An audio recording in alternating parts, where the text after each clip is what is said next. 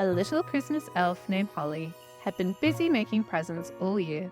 She built a race car for Jordan in America, a 5-storied Barbie dream house for Biu in China, 2 surprise Scruffaloves for Amani in England, and a truly enormous toy dinosaur for Kabir in India. However, the toy that took her the longest to make was an adorable, fluffy toy puppy for Emily in Australia. This was no ordinary toy. Emily, the kindest and most thoughtful of girls, wished for a one-of-a-kind pink fluffy puppy with a glittering purple collar. Holly spent many days perfecting the puppy so that Emily's wish would come true on Christmas Day.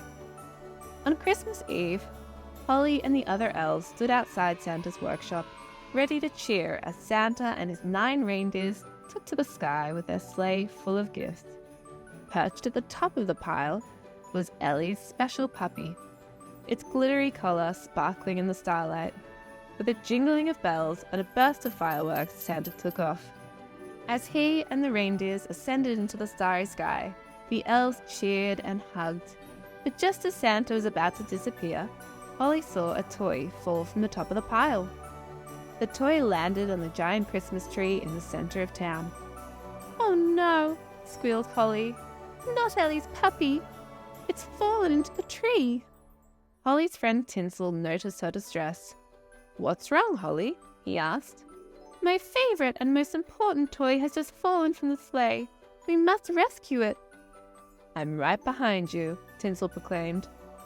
The elves packed a few belongings and hurried to the train station. The Christmas train was a delightful way to travel, but today it wasn't moving. The elves waited and waited, but the train didn't budge. "We must hurry," said Holly. "Otherwise, Ellie will wake up on Christmas with no presents." "Let's find the train driver," suggested Tinsel. "Good idea," Holly responded, and they ran up to the driver's cabin. When they arrived, they saw Jolly Twinklestar sitting in the driver's seat, fast asleep. Holly and Tinsel called out to Jolly, tapped him on the shoulder, and even gave him a little tickle, but he wouldn't wake. "Why won't he awaken?" asked Holly. She looked at his cup and saw that he had been drinking a big cup of sleepy time tea. "Oh no, he's had a cup of sleepy time tea. The only thing that will wake him up now is the smell of a wakey time flower." "Well, what are you waiting for?" responded Jolly. "Let's find one." The 2 elves searched through the forest of snowy Christmas trees until finally they found it, a golden flower, glittering like sunlight in the forest. They grabbed the flower and took it back to the driver. He took a big sniff and his large blue eyes opened. "Oh," said the driver. "My apologies. I must have had a tad too much tea." "There's no time to waste. Jolly, can you get us to the Christmas tree in the center of town? A very important toy is stuck there." "I'm on it," said Jolly. "Hold on to your hat." The train sped up and began to fly through town. Outside the window, the elves saw snow-covered cottages with candles in the windows, colorful lights, and groups of caroling elves. Soon they arrived at the center of town. They ran up to the tree and saw Ellie's special puppy at the top. "How will you ever get up there?" said Tinsel. "We need some of the reindeer's magic flying potion," replied Holly. The potion was made by the Christmas fairies who lived at the lake. The 2 little elves grabbed some bikes and rode quickly there.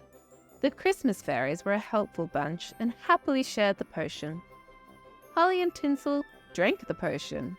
It tasted like cinnamon. The elves began to float off the ground, but they were quite surprised when the fairies poured some of the potion on their bikes. "The potion lasts longer on bikes than on elves," they said. The elves hopped on the bikes and started to pedal through the skies. First, they retrieved the toy puppy from the top of the tree, and then they pedaled their bikes over the ocean, all the way to Australia. There, they found a farm where little Emily lived. Quiet as a mouse, they landed on a chimney. They hopped down the chimney, carefully placed the puppy in Ellie's stocking, and quietly left. The next morning, Emily awoke and was overjoyed to find her new puppy. And do you know the first name that popped into her head? Holly. I will name my new puppy Holly." And she hugged her puppy with all her Christmas cheer.